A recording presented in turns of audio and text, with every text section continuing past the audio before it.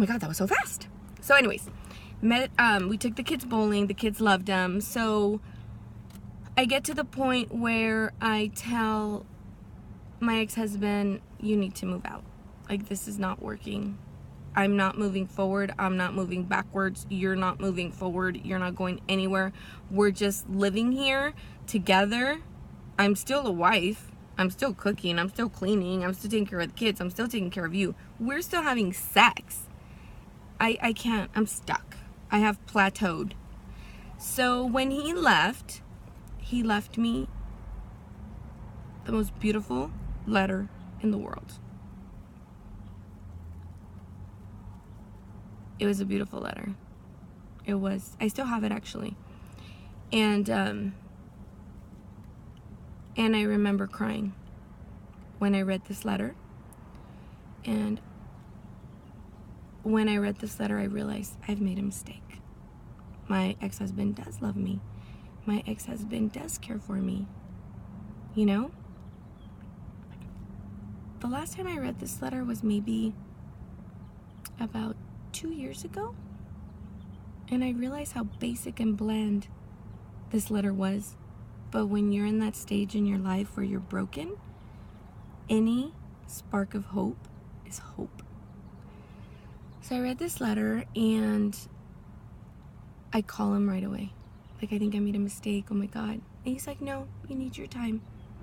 Motherfucker. Just saying that pisses me off. No, you need your time. You know, I'm not coming back home.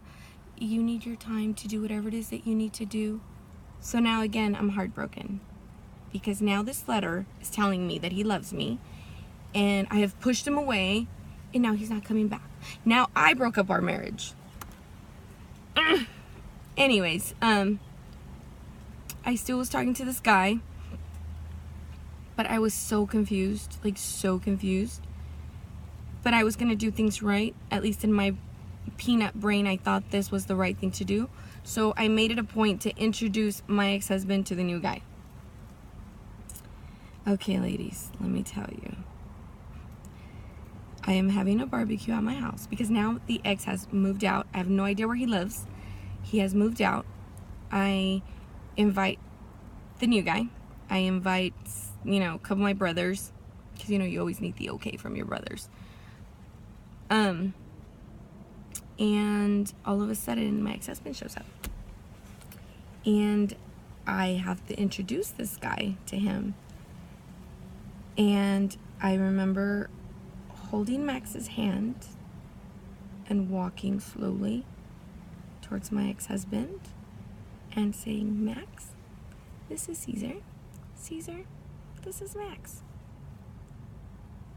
I don't know what happened at that moment, but I'm not kidding you. From the bottom of my toes, I felt it going through my knees, radiating through my knees, my hips, my thighs, my belly button, my shoulders, my smile, my nose, to the last strand of my hair. I felt so powerful. I was back. I was back, ladies. I can't explain it. I don't know what happened, but I was back. And you know what? It was my turn. From that moment on, and this had to have been, because he moved out in January. I filed for divorce September. Really didn't do anything much with the paperwork. I was just sitting there.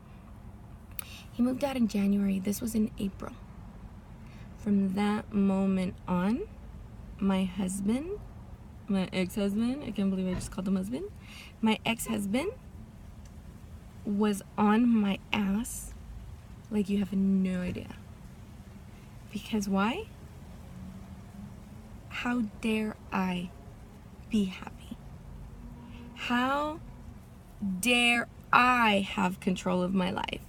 How dare I move on without him? And I know this for a fact because he told me this. after. This is what I meant by this is when he weenied his way back into my life. Now this Max guy, he was amazing. Towards the end we did date, but he was ready to wife me up. And I was trying to unwife me up. But he was moving too fast, too soon, and to be completely honest with you, I wasn't ready to let go of my marriage yet. That's why I mean you need to let go fully before you move on, because that's when people get hurt. So, he weenied his way back in my life. We both went. We withdrew the divorce papers. He moved into the house on April 10th. This was another level of control, because now he made me quit my job because, honey, I'm going to treat you like a princess. You have worked all your life. Now I want to take care of you because you are the queen.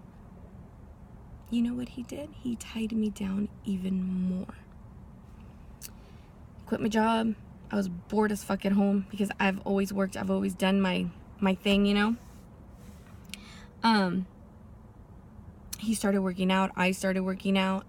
That we started going clubbing. I mean, we started doing things we've never really done, but little by little, stuff started to come out. Little by little. Again, I found Viagra. Again, I found condoms. Again, I found pictures of this girl. I found out he was talking to her while he had moved out. This girl in Mexico. I mean, just so much yuckiness came out. Again. But this time it was different. I'm going to tell you why.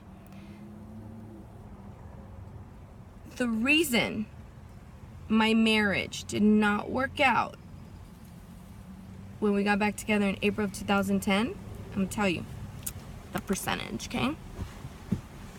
Here you go, yo. 95% that it didn't work out, my fault. 5% his fault. I'm going to tell you why. These are the percentages. 5% his fault. He thought that when we got back together, I was going to be the same weak, meek, little, dainty, broken woman I had always been. His bad. 95% my fault. I was a strong ass bitch. I had changed. I'm telling you, something happened. I wouldn't put up with shit. The last 3 years of our marriage, He thought I was the same broken person. This second time around, 95% my fault. Because I had changed. And I'm so happy. And I'm so proud of me. And I love me so much to say I was strong enough to put my foot down. The second time around that we got back together, that 95% that it didn't work out, totally me. I wasn't putting up with nobody's bullshit anymore. This was my life, and I was going to take control of it. And I did. There was no way in hell I was going to let anyone make a fool out of me again. And I'm not saying we fought every day. I'm not saying, no. We got back together, and it was like a brand new marriage. We went out, took vacations, worked out together, ate healthy. It was like a whole new marriage. But you know what? I knew that I still deserved better. And I can tell you honestly, from the moment he came back home, I knew it was a mistake. I was like, I'm settling again. Like, I am settling again. Who did I just take back? A guy who's willing to cheat, a guy who's willing to lie, a guy who's willing to disrespect his wife, a guy who's willing to step out on his wife, a guy who doesn't give a rat's ass about his children, a guy who just belittles me. I deserved better, and that's where my 95% is. And and let me clarify it, it's a 95% good thing that it was because of me. Because to this day, this man is not over our divorce. So from day one, I knew that it wasn't going to work out, but yet he proposed to me. And I said, okay, yeah, let's get married. We got married April 16th of 2011. We renewed our vows. And back in 2011, I could have said, actually, I did say, like, oh my God, we've gone through everything. We've gone through everything. There's no way nothing is going to break us up now. Now I realize it was for show and tell, just to kind of put that period in everyone's sentence, you know? Kind of like, okay, stop talking, stop gossiping, stop making assumption. Now I realize it was just for show and tell. It meant nothing. So yeah, so I'm leaving off right now in April of 2011. So you kind of know what happened. Ladies, gentlemen, being sad, being heartbroken, being depressed, questioning everything is healthy. You're going through a healthy process. You're gonna cry. You're gonna feel less than somebody, the other person. It's perfectly normal.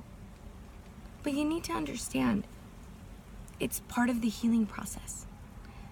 How long you stay stuck is up to you.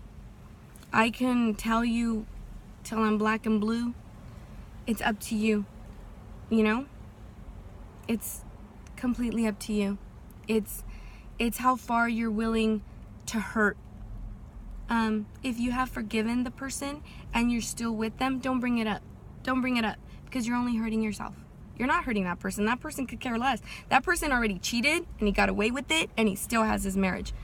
Don't bring it up. Why are you going to take that person that you love and forgave to that place again? Because you know what?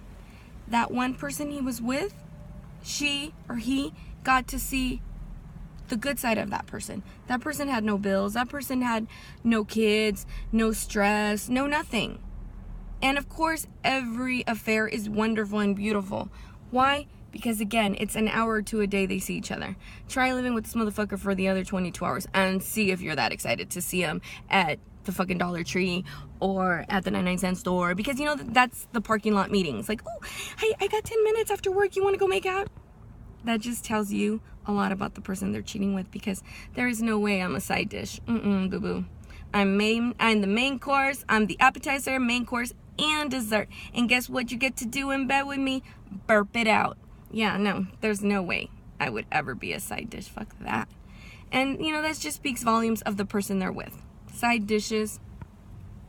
Ew. Gross.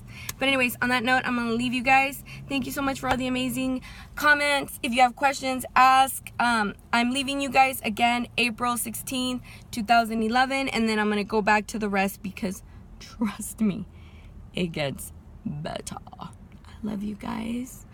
I wish you one of the bestest days of your lives. Love each other. Respect each other. Breathe. Love you guys.